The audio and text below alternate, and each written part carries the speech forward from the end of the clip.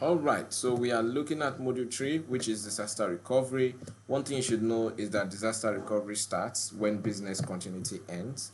So basically, the moment your business continuity plan stops, disaster recovery comes in. While business continuity is trying to make sure that the business processes continue, disaster recovery is trying to make sure that the company recovers to the last state it was actively working. That means things had already gone to, that had already gone off the rails, and they are trying to restore back to a last working point. That is what disaster recovery plan is all about. So basically, we have our real world scenario in there, and you could go through this to see more about it. You click on it, you're going to see a lot more about this information. But what you need for the examination purposes is to understand what it's all about. Disaster recovery, when disaster recovery comes in, when business continuity comes in, the components of the business continuity versus the components of the disaster recovery. So we're going to look at the components of a disaster recovery plan, and that is what we can see.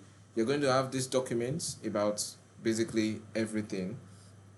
The overview of the plan, the departments, specific plans, the guides for the IT personnel, full copies of the plan for crucial recovery team members, the checklist for certain individuals. You're going to have all of those things. Guidelines, policies, procedures are all going to be in a disaster recovery plan. So okay, so I was looking for a place where we can just see all the people involved, but essentially it's not in there. So we'll go for the knowledge check. Oh, take note, if you ever get asked, or backups is also a form of disaster recovery, right? So if you have backups, you might have a backup site, like a cold site, a hot site. It's still all part of it. Which of the following is unlikely to be a member of the disaster recovery team? A disaster recovery team. Who would not be in here? I was looking for a document that would show that. But anyway, the executive management is definitely part of the disaster recovery. Public relations, of course, you have to notify people and let them know when something is going wrong.